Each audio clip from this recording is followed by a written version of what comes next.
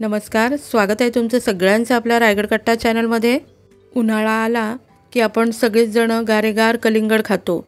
लाल भाग तेवढा खातो, पण तुम्हाला माहिती आहे का, कलिंगडाच्या खाली जो व्हाईट भाग असतो त्यापासून आपण मस्त अशी कलरफुल टूटी फ्रूटी बनवू शकतो आणि ती केकमध्ये किंवा आईस्क्रीममध्ये किंवा आणखी कुठल्या रेसिपीमध्ये, शिऱ्यामध्ये आपण वापरू शकतो।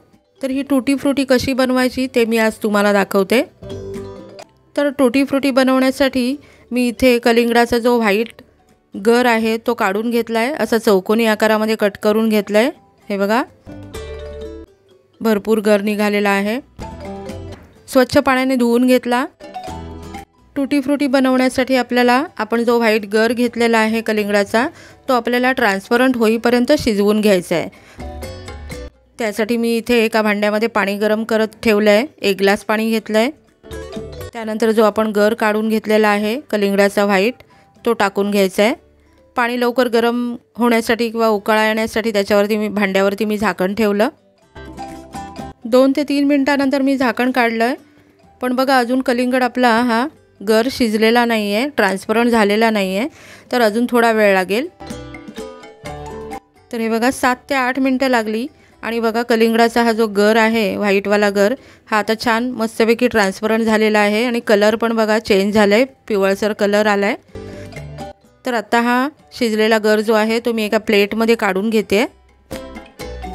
आता टूटी फ्रूटी तर गोड असते, आता ह्या व्हाईट गराला आपल्याला गोडवा द्यायचा आहे। तर त्यासाठी काय करायचं, त्याच भांड्यामध्ये मी आता पुन्हा एकदा पाणी घेते।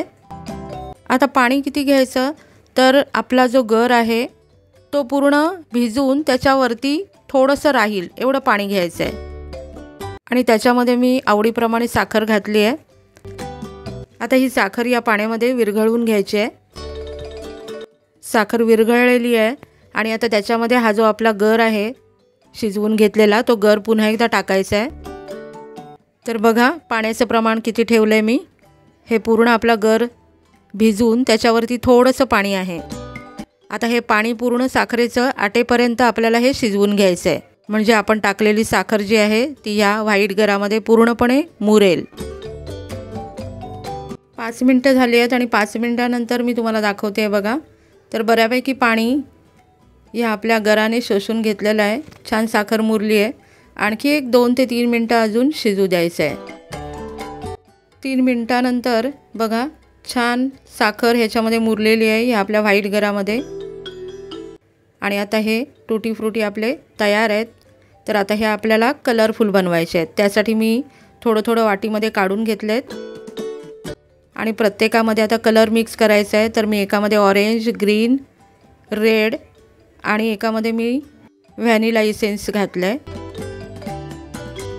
त्यानंतर छान मिक्स करून घेतलं। बघा बरं किती कलरफुल दिसत आहेत। आता आपल्याला हे उन्हामध्ये वाळवून घ्यायचं आहे। अजून माझ्या गॅलरीमध्ये ऊन नाही आलेलं, त्यामुळे मी फॅन खालीच वाळत लावलेत। ऊन आल्यानंतर मी बाहेर गॅलरीमध्ये वाळत लावणार आहे। तर बघा मी आता बाहेर ऊन आलं आहे गॅलरीमध्ये, त्यामुळे अशा प्लेटमध्ये मी पसरवून घेतलेत आपले टूटी फ्रूटी आणि वरती जाळी ठेवलेली आहे बारीक पुरणाची, काही त्याच्यामध्ये पालापाचोळा जाऊ नये यासाठी।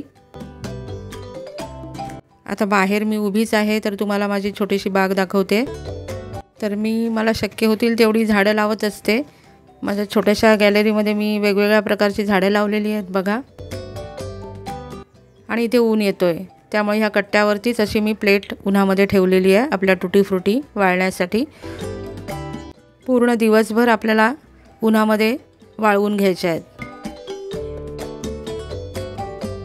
पूर्ण दिवसभर मी उन्हामध्ये टूटी फ्रूटी वाळवून घेतल्यात आणि बघा छान वाळलेल्या आहेत। बघा किती सोप्या पद्धतीने मस्त कलरफुल टूटी फ्रूटी तयार झाली। मग आता कलिंगड आणल्यानंतर खाऊन झाला की सालं लगेच टाकू नका, अशी मस्त कलरफुल टूटी फ्रूटी बनवा, त्यापासून वेगवेगळ्या रेसिपीज बनवा। तर कशी वाटली आजची ही आपली कलरफुल रेसिपी कमेंटमध्ये सांगायला विसरू नका। व्हिडिओ आवडला असेल तर व्हिडिओला लाईक शेअर करा। चॅनलवरती नवीन असाल तर चॅनलला पण सबस्क्राईब करा। चला भेटूया आपण पुन्हा पुढच्या अशा छान रेसिपीमध्ये, व्हिडिओमध्ये। तोपर्यंत धन्यवाद, बाय बाय, टेक केअर, मस्त खा आणि स्वस्थ रहा।